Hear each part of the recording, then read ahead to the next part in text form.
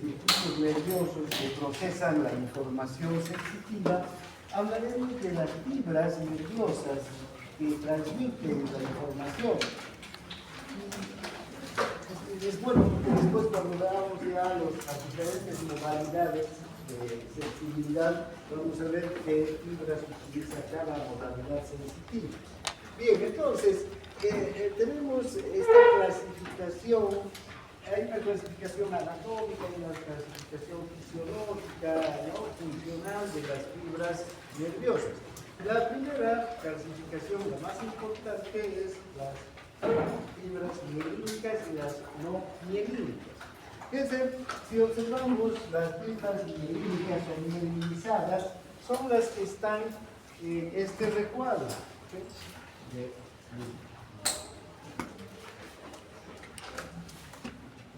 A ver, si me puede ayudar a ver, los que están en este recuadro de aquí, ¿no? Hasta aquí. Fíjense, estas son las mielinizadas. ¿Sí? Estas de la derecha deberían ser las no mielinizadas. ¿Ya? ¿Qué diferencias hay importantes entre las no mielinizadas y las mielinizadas desde el punto de vista funcional? Que las mielinizadas, por una parte, son más gruesas. ¿Sí? Son fibras más gruesas. Fíjense, el diámetro de estas va a variar entre prácticamente 1 micrómetro hasta 20 micrómetros. ¿Sí? Son fibras bien gruesas, en especial las A-alfa. A estas mielinizadas las vamos a catalogar como fibras A. ¿Sí? A igual mielinizada. Acuérdense, A igual mielinizada o mielínica. ¿Sí? En cambio, las fibras C son las no mielinizadas. ¿Ya? Y si observan, estas fibras no mielinizadas van a ser de 0,5 hasta 2 micrómetros máximo, las no mielinizadas. Entonces, es como si el grosor de una mielinizada fuera aproximadamente así y de una no mielinizada así, ¿no? Entonces son mucho más gruesas. Esto les permite a las mielinizadas ser más veloces. Y fíjense, la velocidad de conducción va desde 6 metros hasta 120 metros por segundo. A gran velocidad tenemos en el estímulo, las mielinizadas. En cambio, las no mielinizadas de 0,5 hasta 2 metros por segundo. Pues igual es rápido, ¿no? Vean, velocidad muy rápida, pero mucho más lenta en relación a las mielinizadas. Ahora, si observamos dentro de las mielinizadas, no todas son iguales. Hay entonces unas que son las mielinizadas tipo alfa, ¿sí? Un subgrupo, las alfa. ¿Dónde están?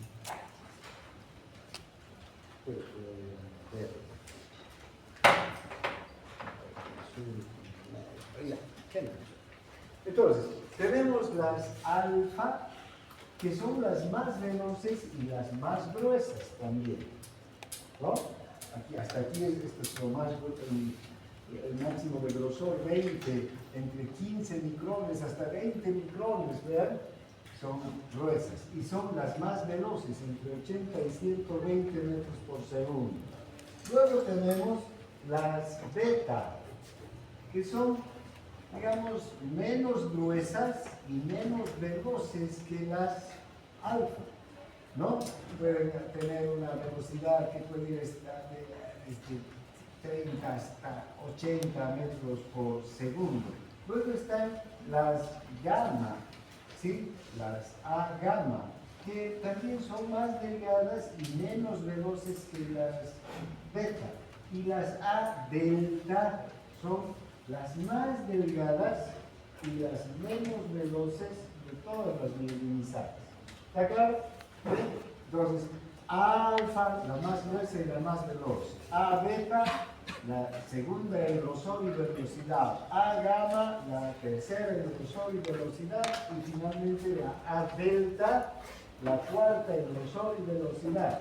Recuerden estas nomenclaturas, porque después vamos a ir refiriéndonos a esta nomenclatura cuando hablemos de la conducción de los tipos de sensibilidad o de la conducción motora. La C, en cambio, tiene, ya sabemos, poca velocidad, ¿no? Y poco grosor. Ahora, ¿dónde podemos encontrar o qué tipos de estímulos van a conducir estas fibras?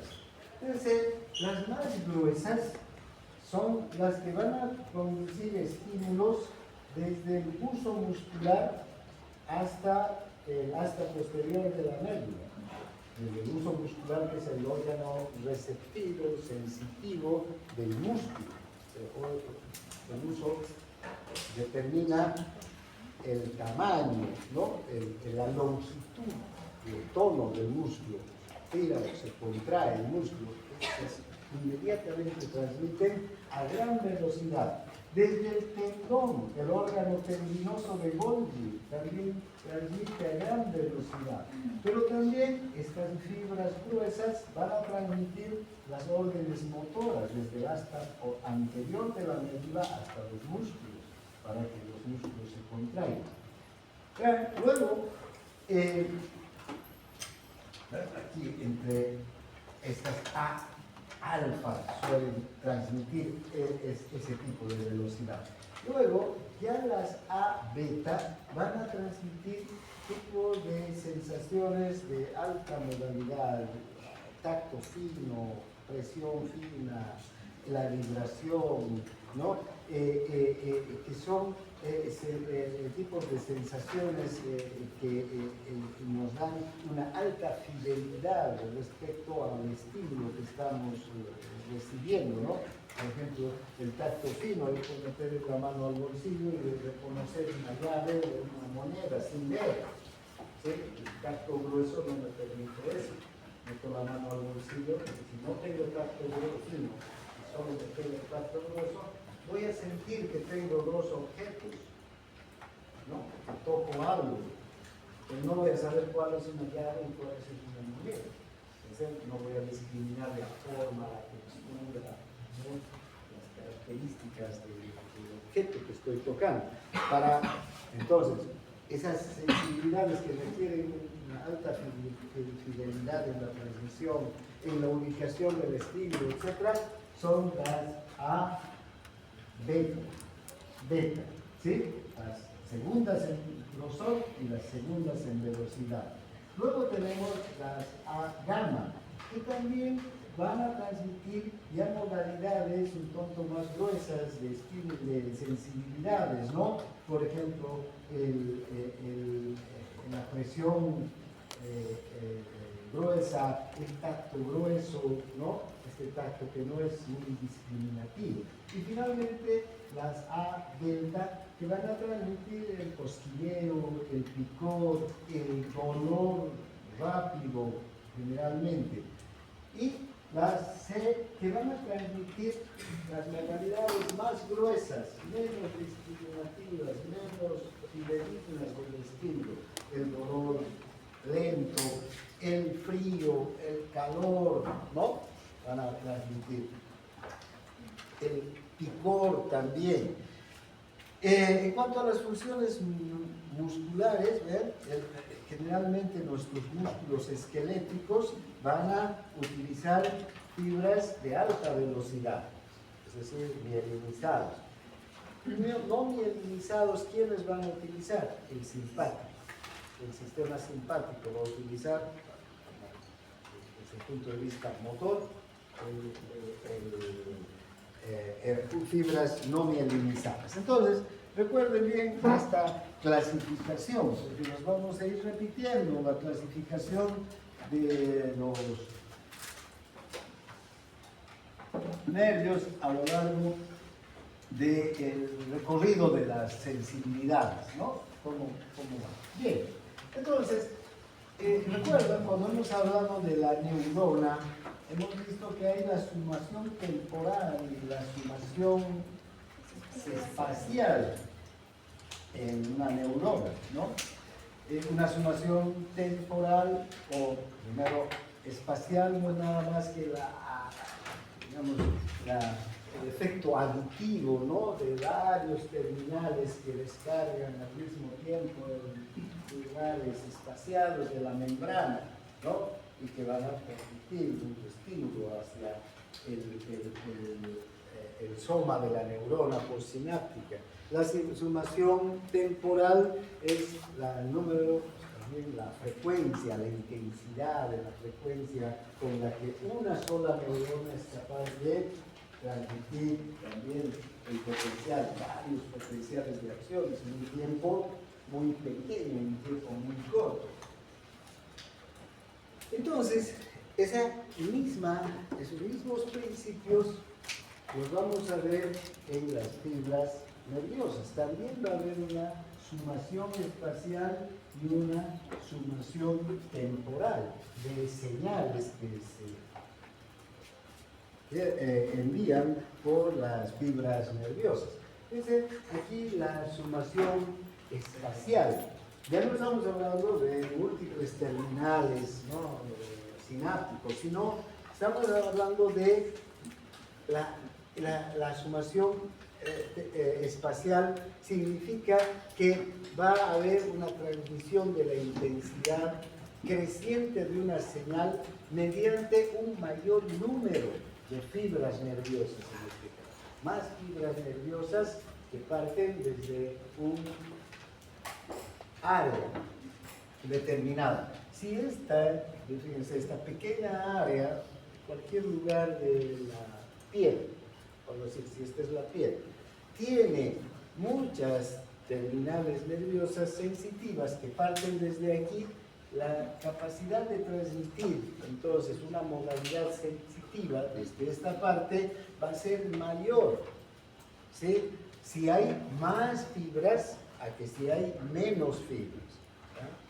¿Por qué? Porque si yo pincho con un alfiler una parte muy pequeña y solamente encuentro una o dos fibras sensitivas, receptores sensitivos que están vinculados a fibras sensitivas, entonces la modalidad de transmisión va a ser baja, ¿no es verdad? No va a ser tan intensa. Entonces, este tipo de, si es dolor, si es solo tacto, va a ser con una frecuencia pequeña, digamos, ¿no? O una intensidad, más que frecuencia, una intensidad pequeña.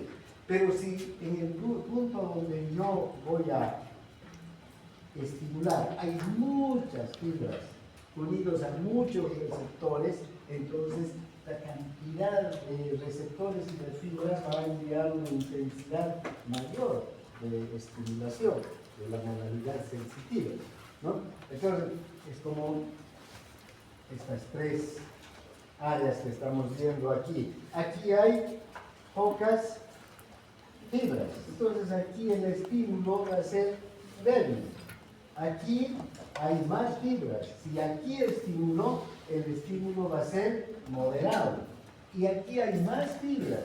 Si aquí estimulo, el estímulo va a ser intenso.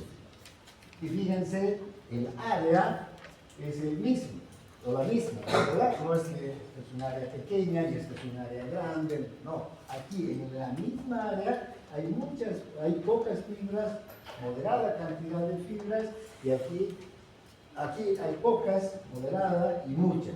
Entonces el estímulo va a ir creciendo de acuerdo a la cantidad de fibras que son estimuladas, ¿no? A esto lo vamos a conocer como campo receptor. El campo receptor. Entonces, ¿dónde hay un campo receptor mayor? En esta área, ¿no es verdad? Aquí hay un campo receptor mucho más grande porque hay más fibras nerviosas sensitivas que están transmitiendo el estímulo. Bien, la sumación temporal consiste en acelerar la frecuencia de los estímulos, exactamente igual que con el terminal presináptico, ¿no es verdad? Que si hay más estímulos que transmiten una fibra a mayor velocidad, entonces también va a aumentar la intensidad del estímulo. Entonces, aquí se están transmitiendo estímulos, este es el tiempo y esta es la intensidad del estímulo. Vean, entonces, aquí se están transmitiendo estímulos a tiempos muy espaciados. Entonces, la intensidad, ¿no?, del estímulo es pequeña. Pero si empieza la fibra a transmitir estímulos rápidamente, en un tiempo pequeño transmite muchos estímulos, entonces como también la intensidad del estímulo puede aumentar. Entonces, una es la sumación espacial, el número de fibras, y aquí es la sumación temporal, la cantidad de estímulos que puede transmitir una sola fibra, ¿no? Bien, ahora nosotros hemos estado viendo hasta ahora una sucesión de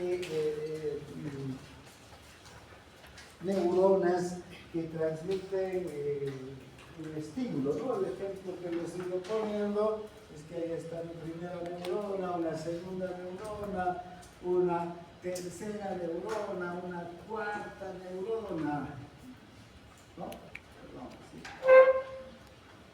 Que va transmitiéndose como si es el estímulo de la primera a la segunda.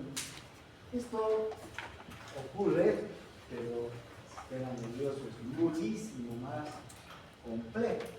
Aquí vamos a hablar de grupos neuronales.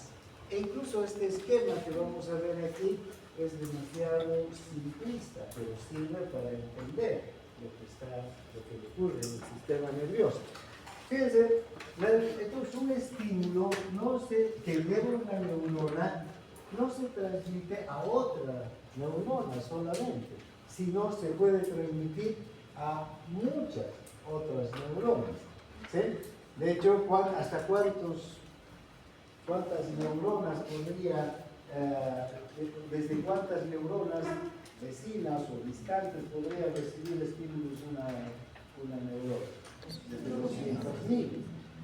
Vean, eso quiere decir que los terminales sinápticos también se dividen, ¿no? Se multiplican. Un solo axón va a liberar muchos terminales sinápticos. Ahora, una neurona va a transmitir su estímulo a la neurona que está más cerca, pero también a neuronas que están más lejos. Entonces se está transmitiendo el estímulo a grupos neuronales, no a una neurona, sino, fíjense, este estímulo está llegando a 1, 2, 3 neuronas, ¿no? El de esta también, 1, 2, 3. Pero damos de cuenta que estas son 1000, estas otras 1000, estas otras 1000, otras 1000. Y así podemos ir multiplicando y dándonos cuenta de la complejidad del sistema nervioso. Pero bien, analizaremos este cuadro solamente. Fíjense, tenemos aquí dos neuronas. Digamos que son neuronas de entrada. ¿Qué quiere decir? Que están trayendo un estímulo, un potencial de acción. Estas son de salidas. Estas son las neuronas que van a recibir el estímulo y luego lo van a transmitir una vez que hayan recibido el estímulo, ¿no? Podemos observar que esta neurona, la 1, va a descargar directamente sobre la neurona A. Y fíjense, podemos contar 1, 2, 3, 4, 5, 6, 7, 8, 9 terminales presinápticos sobre la neurona A. Pero también sobre la B. ¿Cuántos terminales? 1, 2, ¿no? Y sobre la neurona C, 1, 2, 3 terminales presinápticos. La neurona 2, a su vez, va a descargar 1, 2, 3, 4, 5, 6, 7, 8, 9, 10. ¿Cómo? 1, 2, 3. 8, 9 también. 9, no, 10, 11, 12 terminales presinápticos sobre la neurona D. Va a también descargar sobre la C e incluso sobre la D, ¿no? Entonces, estamos hablando aquí entonces de transmisión en grupos neuronales. Ahora, hay una neurona más próxima a la neurona que está descargando el estímulo. Esta neurona, dice, la neurona más próxima, o esta neurona más próxima, va a ser la neurona que va a recibir mayor estimulación, ¿sí? O inhibición, dependiendo del tipo de estímulo que transmitan estas neuronas. En este caso, esta neurona va a recibir una gran cantidad de estímulos, ¿no? Procedente de esta neurona 1. Lo mismo, la neurona D va a recibir una gran cantidad de estímulos procedente de la neurona 2. A tal punto, vean, que si viene un potencial intenso de acción por esta neurona y se descarga en 9 terminales, y cada terminal transmite 3 milivoltios, seguramente vamos a poder alcanzar esa sola descarga del umbral, y esta neurona se va a despolarizar, ¿no es verdad? Entonces, esta neurona DA está en el campo de acción, ¿sí?, de esta neurona 1. En cambio, estas otras van a mandar aquí 3 y aquí 3. ¿Cuántos sumamos? 9. Entonces, con 9 no llegamos al umbral, ¿sí? No se va a despolarizar. ¿Cómo queda esa neurona? Facilitada. Entonces, esta está facilitada. Está fuera del campo receptor que tiene esta neurona. Pero eso no significa que no la esté enviando estímulos. Y estos estímulos van a estar ahí facilitando la neurona. Esta otra neurona puede enviar también sus estímulos, otra neurona puede enviar sus estímulos y sumar en una sumación espacial y desencadenar un potencial de acción y excitar. Pero esta no la está excitando ni inhibiendo, solamente la está facilitando. ¿Verdad? ¿Recuerdan de los conceptos de ayer de facilitación neuronal? Bien, entonces,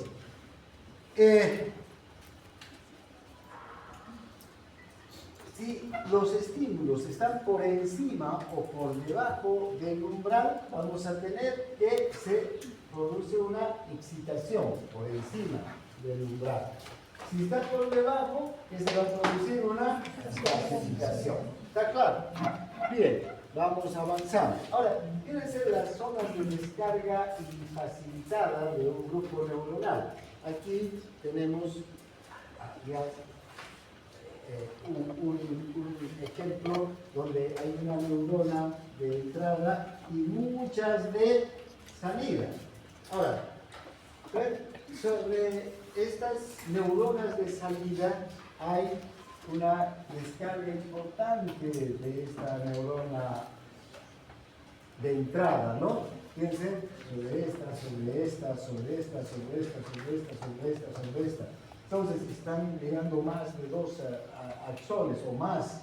Y entonces aquí estas se van a, todas estas fibras sobre las que está actuando, se van a despolarizar. Entonces se van a excitar. Pero esta y esta solamente reciben un terminal presináptico. Y aquí, digamos, va a llegar una descarga que va a estar por debajo del umbral. Entonces, fíjense, vamos a tener una zona de descarga de un campo neuronal, ¿no?, que va a producir la excitación de estas neuronas. Y otro campo que no va a producir la excitación, sino que ¿qué va a producir? La facilitación de estas van a estar facilitadas. Generalmente las neuronas que están cerca de los campos, digamos, de estimulación que tienen las neuronas de entrada, son las que más se excitan, ¿no? Y las que están alejadas no se van a excitar, porque van a recibir una descarga eléctrica pequeña, ¿sí? Pero no quiere decir que no tenga importancia esa descarga las va a facilitar. ¿Está claro? Lo mismo puede ocurrir con la inhibición, ¿no? Si esta es una neurona inhibidora, va a haber una zona de inhibición y una zona también donde la inhibición no va a definir que se inhiba la neurona, pero que puede disminuir la carga eléctrica, como hemos visto, ¿no es verdad? Porque sube y baja la carga eléctrica en una neurona. Bien, ahora,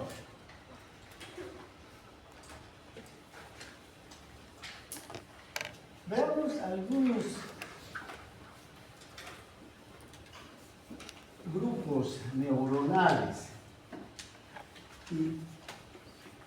que transmiten señales en el sistema nervioso. Para empezar, tenemos lo que conocemos como la divergencia de señales. ¿Qué es la divergencia de señales? Si ustedes observan, aquí tenemos una neurona que está llegando y que está estimulando a dos neuronas a través de sus terminales presinápticos. Estas dos, a su vez, están estimulando otras dos, cada una. Y entonces, en total, ¿cuántos serían? 4. Estas 4, a su vez, están estimulando otras 4. ¿Sí? A 8, ¿no? Y así se va amplificando el estímulo que llega a través de una sola neurona. En este caso también podemos ver que una neurona viene y va a estimular sobre dos neuronas. Esta otra neurona va a estimular sobre otras dos y esta otra sobre otras dos. Este tipo de estímulo o de circuito se refiere a un circuito divergente. ¿Por qué se llama divergente? Porque las señales, una vez que son transmitidas a las próximas neuronas, van a divergir, se van a ir en un sentido diferente. Es como si ustedes salen de aquí, de clases, las dos compañeras vinieron juntas, se sentaron juntas, pero van a salir juntas hasta la puerta. Y ella tiene que ir a pasar clases en el tercer piso. Y ella tiene que ir al laboratorio, ¿no? Una va a subir y otra va a bajar, van a divergir, ¿no? Una se va a ir por un lado y la otra va a ir por otro.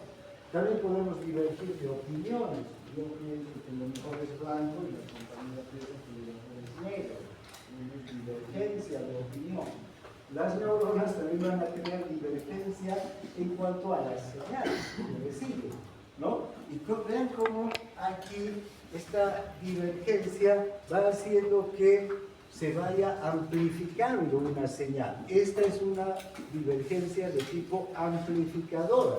En cambio, esta de múltiples fascículos va a hacer que las señales que llegan a unas neuronas se dirigen unos a un lado, en un sentido y otras en otro sentido, ¿no?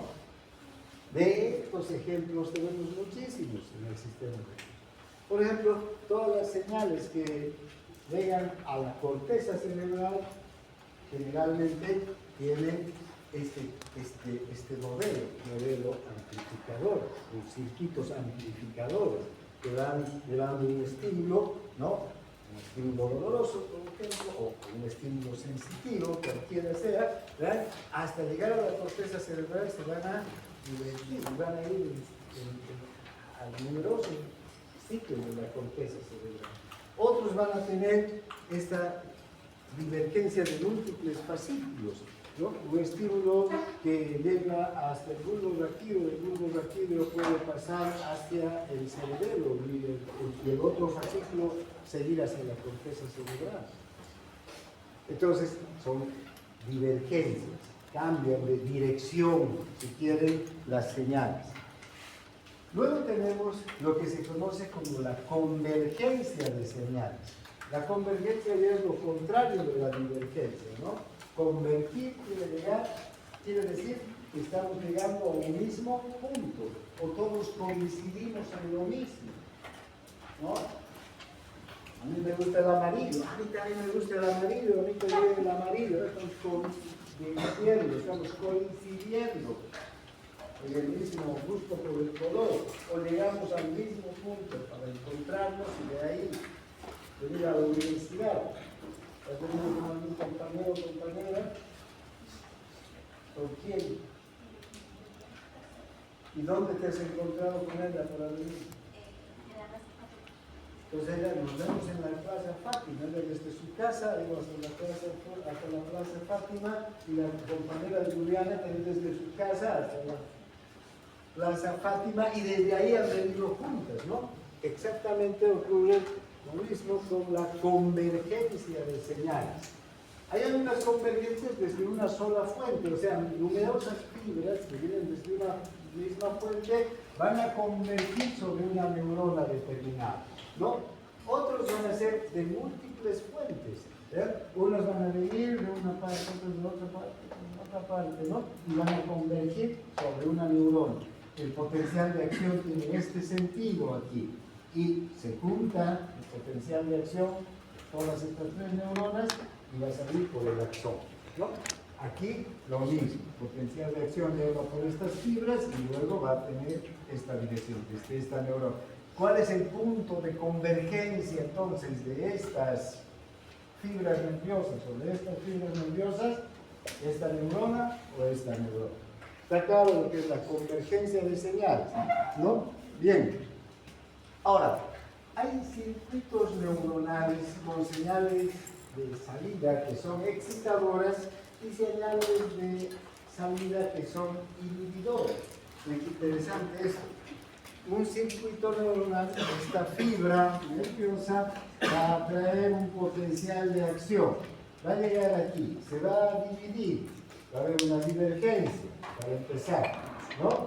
Y luego, ¿hacia dónde va a ir uno de los terminales? Hacia una otra neurona. En esta neurona va a transmitir un impulso excitador. Esta se va a despolarizar, ¿sí? En cambio, este impulso que va a ir por esta neurona va a llegar a la neurona 2. ¿Y qué va a ocurrir con esta neurona 2? Se va a dividir, ¿sí? Ya no se va a despolarizar, sino se va a hiperpolarizar. ¿Qué ha cambiado aquí? Este terminal tiene un neurotransmisor X que va a actuar sobre unos receptores que van a permitir el ingreso de sodio.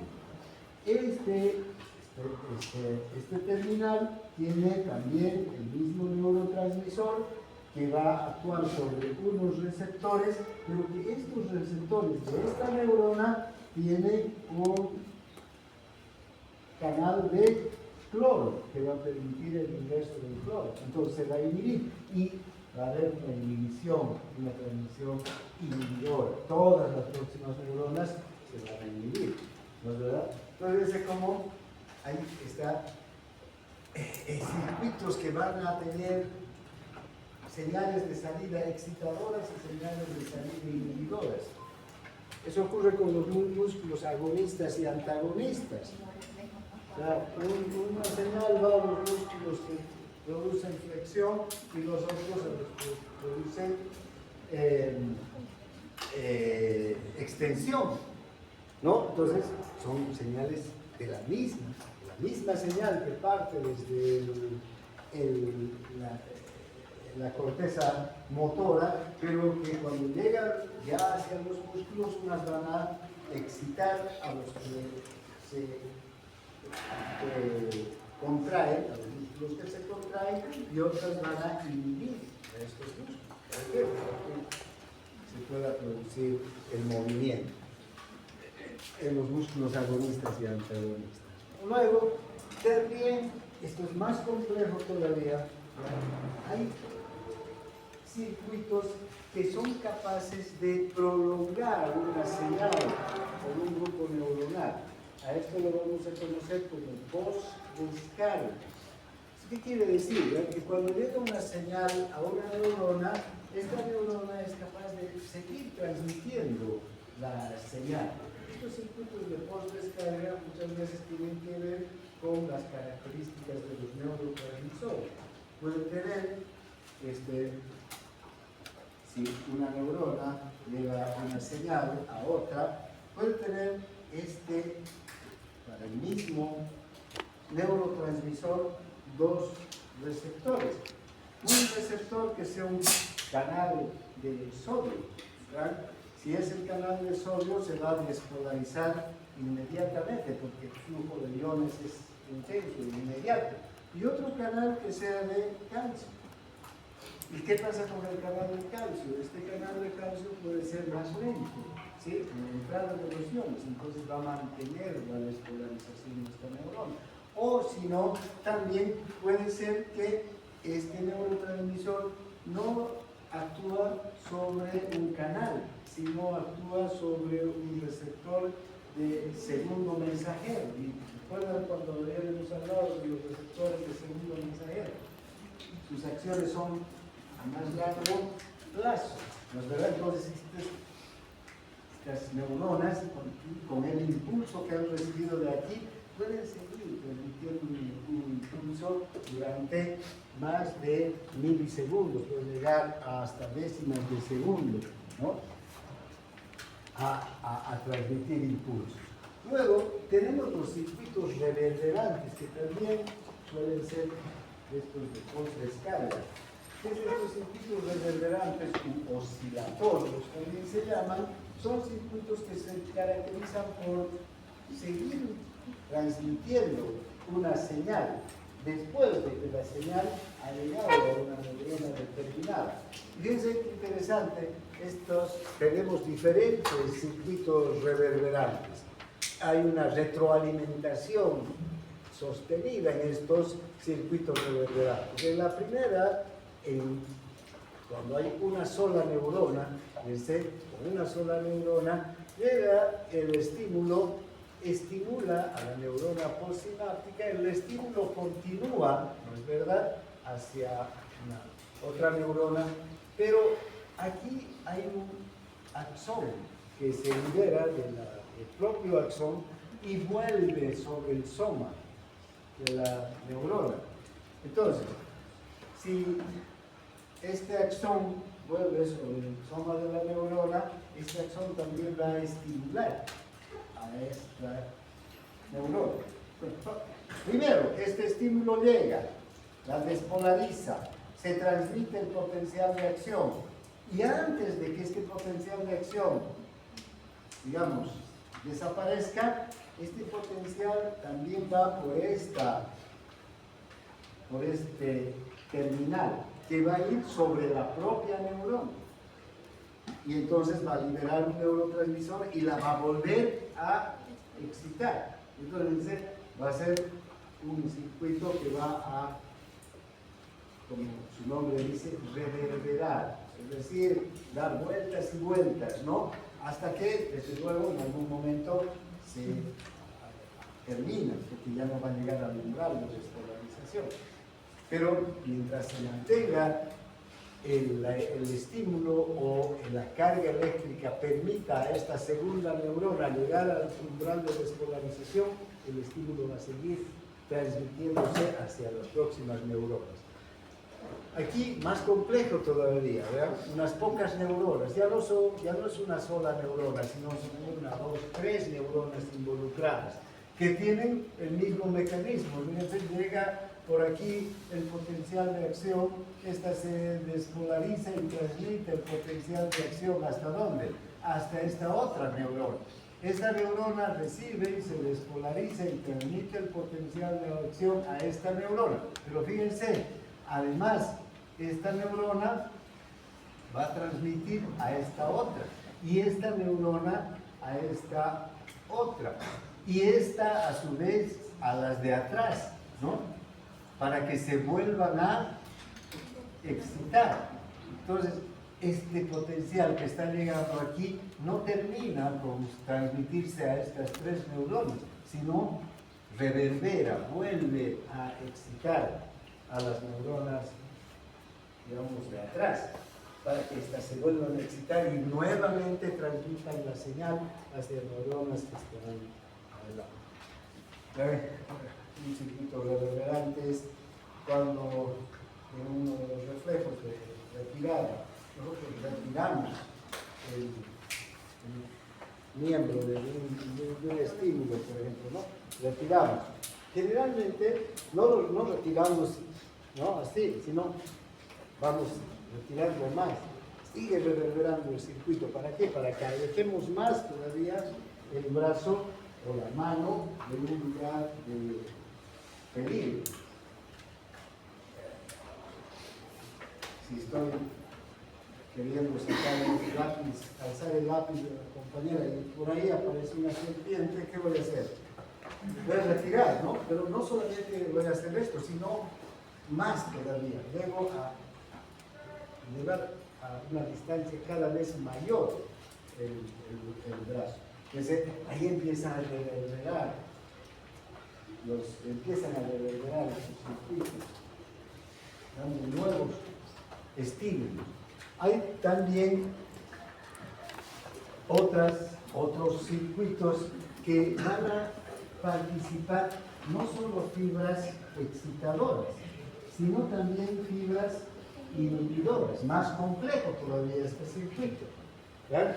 Aquí hay una neurona que trae un potencial de acción, ¿no? Y esta otra que también trae un potencial de acción. Pero este potencial de acción, ¿qué va a hacer? Va a inhibir a estas neuronas. Va a inhibir a esta neurona. Entonces va a haber aquí una cantidad, ¿no?, de situaciones en las que estas neuronas van a cambiar de un estado de excitación a inhibición en milisegundos. Y además van a dar vueltas estos estados de excitación y de inhibición. Este estado de inhibición, o este estímulo de inhibición que llega desde esta neurona, y este estímulo de excitación que está llegando de esta otra neurona. Y finalmente aquí podemos observar que hay circuitos reverberantes que ya no son una neurona solamente que llega, sino varias neuronas que estimulan a neuronas postsinápticas que van a reverberar cada una, pero además cada una va a enviar señales reverberantes a el resto de las neuronas. Entonces aquí va a haber una reverberación mucho mayor, porque son fibras paralelas, tanto de entrada como de salida. Entonces se va a prolongar la señal con estos circuitos reverberantes u oscilatorios. Bien, algunas neuronas además emiten señales continuas que incluso pueden no tener señales de entrada, sino las neuronas están emitiendo solas, empiezan a desaferentizarse, es decir, empiezan a emitir señales sin que haya un estímulo de otra neurona, ¿no? Estas neuronas pueden descargar de manera repetida si el potencial de membrana excitador, por ejemplo, sube por encima de determinado valor de umbral. Pueden seguir excitándose, aún no tengan un estímulo reverberante. Solamente el estímulo que los llegó va a seguir produciendo esta reverberación, ¿no? Hay entonces señales continuas que se emiten desde circuitos reverberantes, ¿no? Vamos a hablar de muchos circuitos reverberantes que están a lo largo de la médula espinal, del tronco del encéfalo, que van a emitiendo señales continuas, reverberantes. También hay emisión de señales rítmicas, ¿no? El bulbo raquídeo, la protuberancia tienen centros importantísimos para emitir estas señales rítmicas. Por ejemplo, una señal rítmica es la de la respiración, ¿no? Desde el centro respiratorio se va enviando señales rítmicas. ¿Para qué? Para que inspiremos y expiremos. Tiene un ritmo nuestra respiración. O el caminar, ¿no? También el mover sincrónicamente las piernas y los brazos, y más claro todavía en los animales de cuatro patas. Nosotros todavía mantenemos, ¿no?, estos movimientos de cuando éramos animales de cuatro patas en la evolución, millones de años que hemos descendido. Y cómo hay un sincronismo exacto entre qué pata se va a mover en cada paso del animal, ¿no? Y mientras adelanta la pata izquierda, también el brazo derecho, ¿no? Bueno, nosotros cuando caminamos, vean, también hacemos lo mismo, ¿no? Ahora que podemos caminar firmes también si queremos, ya no necesitamos de ese movimiento, pero cuando estamos caminando, normalmente hacemos eso, ¿sí?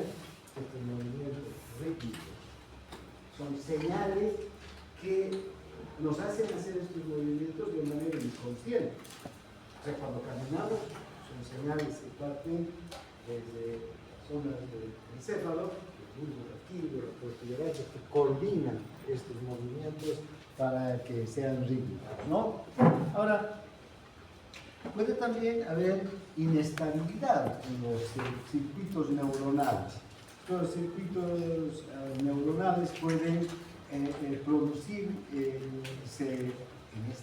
en estos circuitos pueden producirse sobrecargas, ¿no?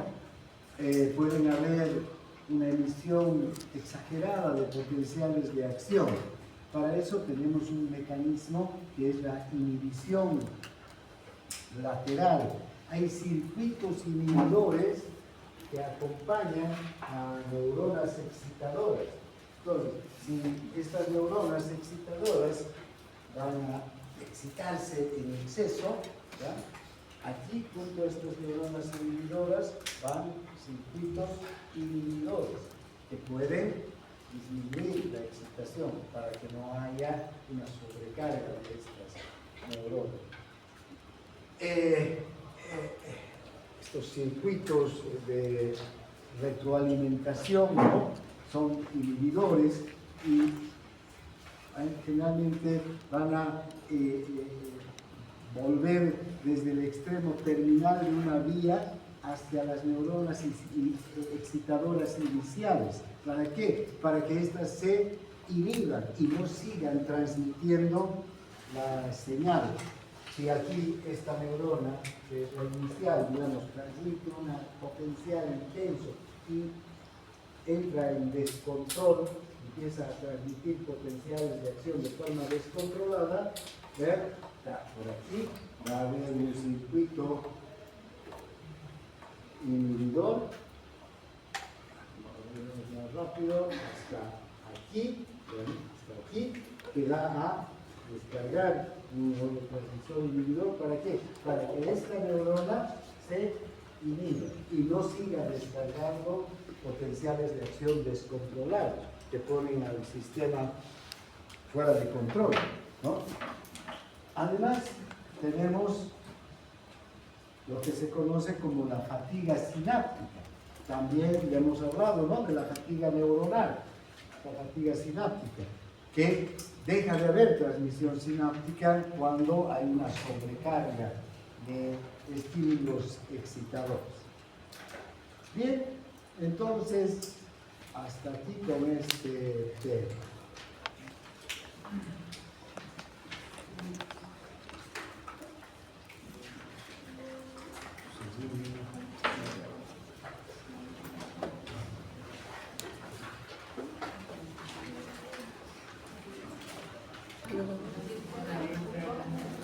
Vamos Vamos a ver ahora las sensibilidades somáticas.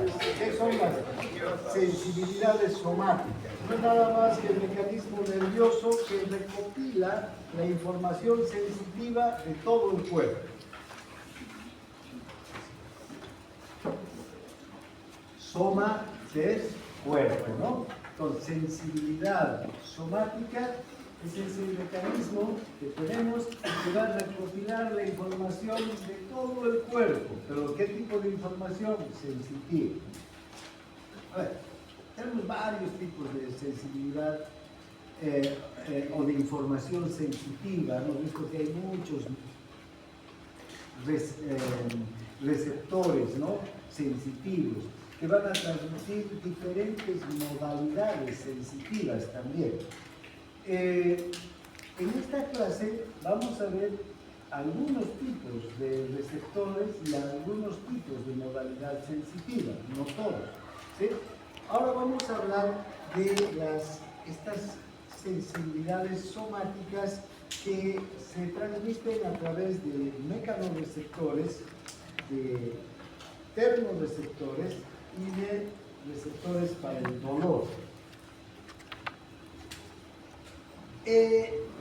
Dentro de las sensibilidades somáticas mecanorreceptoras vamos a tener a las sensibilidades táctiles y a las sensibilidades posicionales. Dice que aquí hay receptores entonces que nos permiten reconocer las características, cualidades de los objetos que nos rodean. Pero también en la presión también de diferentes objetos sobre nuestro cuerpo. Pero también vamos a tener receptores, mecanorreceptores posicionales. ¿Qué quiere decir esto? Que nos dan una información sobre la posición de las distintas partes de nuestro cuerpo. ¿Dónde están en cada milisegundo las distintas partes de mi cuerpo? ¿Dónde está mi mano? ¿Dónde está mi brazo? ¿Dónde está mi pie izquierdo? ¿Dónde está mi pie derecho? Sin esta información, el sistema nervioso no puede planificar y ejecutar el próximo movimiento. Si mi sistema nervioso no sabe que mi brazo está semi-extendido, entonces no va a poder planificar el próximo movimiento. Que, digamos, me esfuerce la barbilla y me quiero rascar, tengo que flexionarlo del todo, llevarlo en esta dirección. Para hacer ese movimiento, mi sistema nervioso tiene que tener la información previa. ¿Dónde está la parte de mi cuerpo que se va a mover? Si estoy caminando, tiene que saber el sistema nervioso dónde está mi pie izquierdo, dónde está mi pie derecho, ¿no? ¿A qué altura estoy moviendo mis pies respecto al suelo? Porque si estoy viniendo este piso de abajo y llego al borde de la grada, ¿ya?, tengo que aumentar la altura para subir. Entonces, poner en práctica todo el movimiento que voy a hacer, el sistema nervioso tiene que saber dónde exactamente están cada una de las partes de mi cuerpo. Para eso tenemos una serie de receptores posicionales en los músculos, en las articulaciones, incluso en el sistema vestibular, ¿no? Bien, luego tenemos las sensibilidades somáticas termorreceptoras. ¿Qué quiere decir esto? Que nosotros sentimos frío o calor, depende de la temperatura del medio ambiente, ¿no? Ahora, ¿qué sienten? ¿Frío o calor? Calor. ¿Qué quieren? Aire. ¿Vean? ¿Sí? Otros días sienten frío, ponen el aire, sentimos frío. ¿Qué quieren? Que apaguen el aire. Entonces, necesitamos de esa información. Si no tenemos la información, no podemos actuar. Luego, la sensibilidad al dolor es otra sensibilidad somática muy importante. Y estas sensibilidades van a ver ustedes que en clínica, ya cuando se de semiología, van a tener que conocerlas, para poder explorar una serie de condiciones de un paciente respecto a su percepción del dolor, a la percepción del tacto, que pueden estar alterados en diferentes patologías, ¿no? Bien, entonces, ¿cómo se detectan y transmiten entonces las sensaciones táctiles? ¿Ya?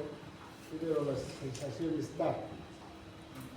Tenemos tres tipos de, digamos, sensaciones táctiles que son diferentes entre sí, pero que van a ser percibidos o detectados por los mismos receptores.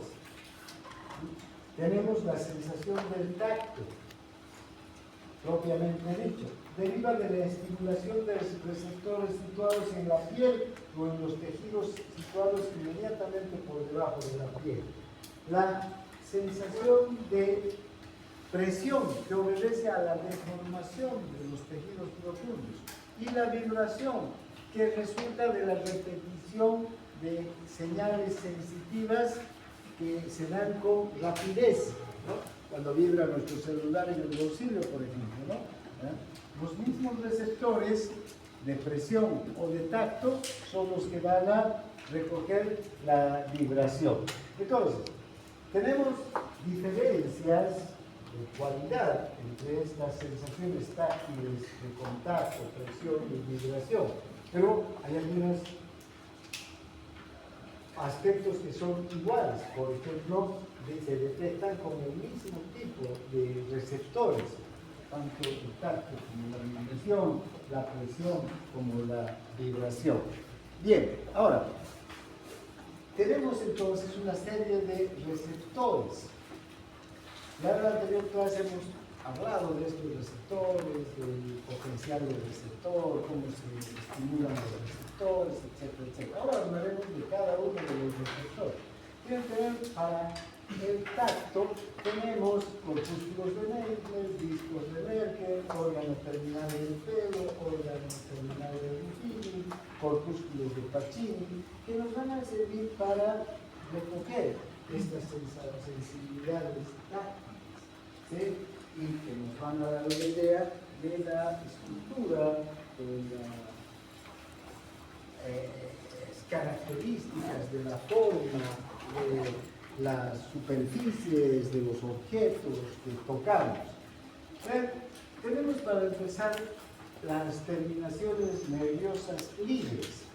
Estas son ramificaciones de tejido nervioso muy delgado. Se ramifica una raíz en la tierra, ¿no?, de tejido nervioso, pero este tejido nervioso no son nervios, sino son estructuras que actúan como receptores sensitivos. Estos receptores sensitivos se estimulan cuando vamos a tocar una superficie. Y fíjense, van a detectar tanto el tacto como la presión. Pero estas terminaciones nerviosas libres detectan un tacto grueso, un tacto grosero, ¿sí? Por ejemplo, yo ahora sí puedo no ver, y estoy tocando el marcador y puedo describir las características del marcador, ¿no? En detalle. Hay superficies que son más lisas, otras que son rugosas, vean, ¿no? Hay saliencias. Puedo aproximadamente hasta calcular la longitud, el diámetro del marcador, con solo tocar, sin verlo. Entonces, eso no es, ese tipo de sensación no va a ser detectado por estas terminaciones nerviosas libres. ¿Qué van a detectar las terminaciones nerviosas libres? Que tengo un objeto en mi mano.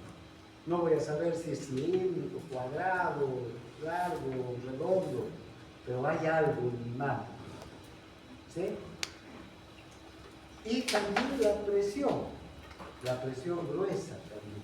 Ahora, fíjense si ustedes observan, ¿por qué fibras nerviosas es transmitido el tacto? Por fibras A, B, ¿sí? Este tacto grosero. Estas terminaciones nerviosas libres, que son como raíces, como ramificación y tal, van a transmitir su señal, van a transmitir un potencial de acción, ¿a quién? A fibras A delta, ¿no? Fibras A delta. ¿Cómo son las fibras A delta? Son mielinizadas, pero no son tan rápidas. De hecho, son las más lentas, son las más delgadas del sistema nervioso. Sí, ahora ya estamos hablando de las terminaciones nerviosas que transmiten a este tipo de nervios.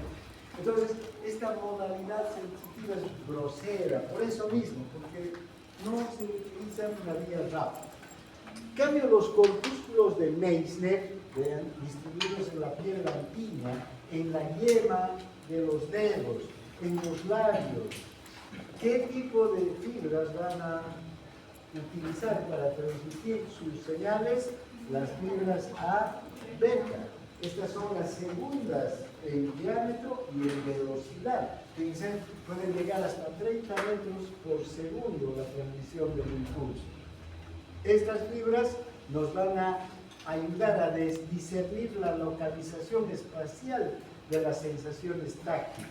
Voy a tener un alto grado de fidelidad en cuanto a si yo siento que una hormiguita está andando con un brazo, voy a ir directamente al lugar y la voy a tocar y voy a sentirla a la hormiguita, voy a ir al punto exacto por donde me están dando la hormiguita, sin verse, ¿sí? Entonces, movimiento de objetos sobre la piel y las vibraciones y el tacto fino está directamente relacionado con los corpúsculos de Meissner, que están en la yema de los dedos. Luego tenemos los discos de Merkel, que también están presentes en la yema de los dedos. Estos son más todavía específicos para el tacto fino. Determinan el contacto directo de los objetos con la piel. Pueden determinar la textura de un objeto a tal punto que una persona que es no vidente agarra una moneda de 50 centavos y dice, esta moneda es de 50 centavos. Y agarra una moneda de 20 y dice, esto es de 20. ¿O no? Con el tacto de todo. Ahí no necesita ver. Fíjense la calidad del estímulo que transmiten estos discos de Merkel, los corpúsculos de Meissner. Entonces, estas, fíjense, también son fibras A beta. 70 metros por segundo la velocidad en transmisión del estímulo, 15 microgramos o micrómetros el diámetro de estas fibras. Este es el receptor en cúpula de higo que está en los discos de Merkel. Hagamos de cuenta que no, este es el receptor. Este es el receptor. Y un receptor es microscópico. Pero fíjense cómo tiene estas estructuras. El campo receptor, entonces, esto es realmente grande aquí. ¿Por qué? Porque tenemos en un milímetro cuadrado una gran cantidad de receptores de higo, ¿sí? De cúpula de higo. Y entonces, cualquier estímulo sobre este milímetro cuadrado va a ser recogido por cientos y por miles de estas pequeñas estructuras. Por eso es que tenemos una capacidad tan grande de discernir, ¿no? La característica, la textura de los objetos. Tenemos tiempo. Fíjense, estas estructuras que tenemos aquí van a estar conectadas a estas fibras, ¿no? Y a su vez, estas fibras a los nervios sensitivos, tipo A, ¿no? del beta, ¿no? Que van a transmitir a gran velocidad el impulso. Entonces, ¿qué quiere decir esto? Que miles de estos receptores envían a partir de un campo receptor determinado las señales para que nosotros podamos encontrar con facilidad un grano de arena sobre la pantalla de nuestro celular. Tocamos el celular, aquí hay un grano de arena, ¿no? Con muy pequeño que sea, lo identificamos. Entonces, gracias a este receptor en cúpula de higo, es que tenemos esa capacidad tan grande para discriminar los objetos. Luego está el órgano terminal del pelo. Hay una fibra nerviosa que se enrosca en la base del pelo y transmite el movimiento del pelo. Apenas se mueve el pelo, y esta es la raíz del pelo, aquí está enroscado el receptor. Este pelo, por el viento, o porque yo me toco, o por cualquier motivo, se mueve un poquito y ¿qué va a hacer? Va a despolarizar al receptor. Y este receptor va a transmitir el impulso. También, si ustedes observan, se transmite por fibras a gran velocidad, ¿no? En el caso de los vellos, nos sirve para que identifiquemos también los objetos más pequeños que se mueven por medio de nuestros vellos y los podemos ubicar con precisión. Luego tenemos los órganos terminales del Ruffini, que están en las capas profundas de la piel y de los órganos internos.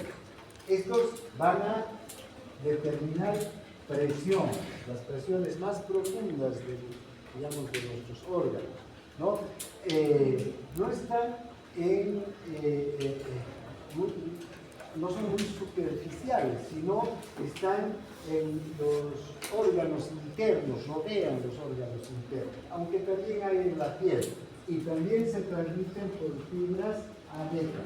Y finalmente están los corpúsculos de Pacini, que estos sí están inmediatamente debajo de la piel y nos envían señales de presión. Cualquier presión que sintamos, por muy pequeña que sea la presión, inmediatamente los órganos, los corpúsculos de Pacini se estimulan y empiezan a transmitir señales. ¿Por qué tipo de fibras? A beta. Entonces, todos estos receptores, además de estructura diferente, tienen características morfológicas diferentes y cada uno va a transmitir una modalidad sensitiva, como estamos viendo. Pero además van a hacerlo mediante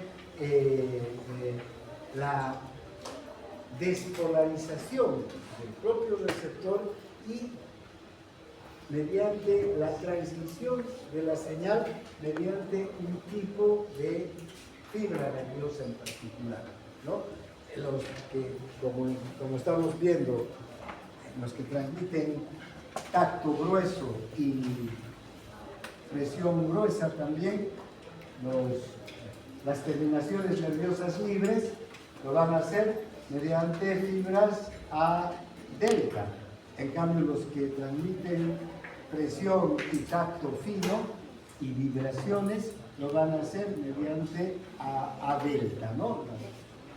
O beta, perdón, a beta, que son mucho más veloces. Bien, para terminar, la vibración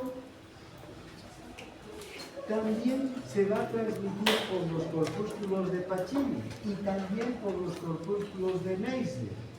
Ya no es tacto, la vibración es una modalidad sensitiva diferente, ¿no? Por ejemplo, yo estoy aquí y empieza a sonar, a vibrar mi celular y yo no estoy tocando el celular, pero estoy tocando la mesa. ¿Qué voy a sentir? La vibración del celular. Piensen que fino también es fina es esta modalidad sensitiva, ¿no? Las mujeres saben muy bien eso. si están con una cartera que está colgando las cuerdas, los tiros de la cartera y vibra el celular, a través de los tiros sentimos o sienten la vibración del celular. Entonces,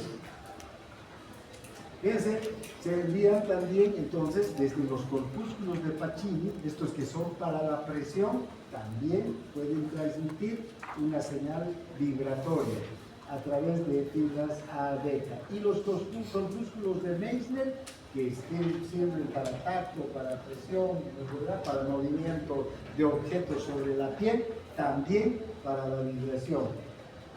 Ahora, tenemos otra modalidad sensitiva, que es el cosquilleo y el picor. ¿Qué es el cosquilleo? Cuando nos hacen cosquillas, ¿no?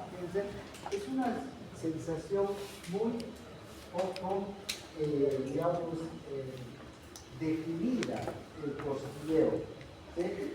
O el picor también, cuando nos pica una parte del cuerpo, no nos pica un punto específico, sino una zona, ¿no? Y tenemos que rascarnos a un área, ¿no? A veces cuesta incluso ubicar con facilidad el área que nos está picando. Por eso es que nos rascamos zonas extensas. Esto se debe a que estas terminaciones libres, que transmiten también tacto grueso y que también transmiten presión no determinada, o una presión gruesa también, van a transmitir estas sensaciones de cosquilleo y picor. Y recuerdan dónde, por qué fibras se transmiten, por fibras A delta, e incluso estas sensaciones de picor y de cosquilleo se van a transmitir por amielina, las más delgadas, las más lentas del sistema.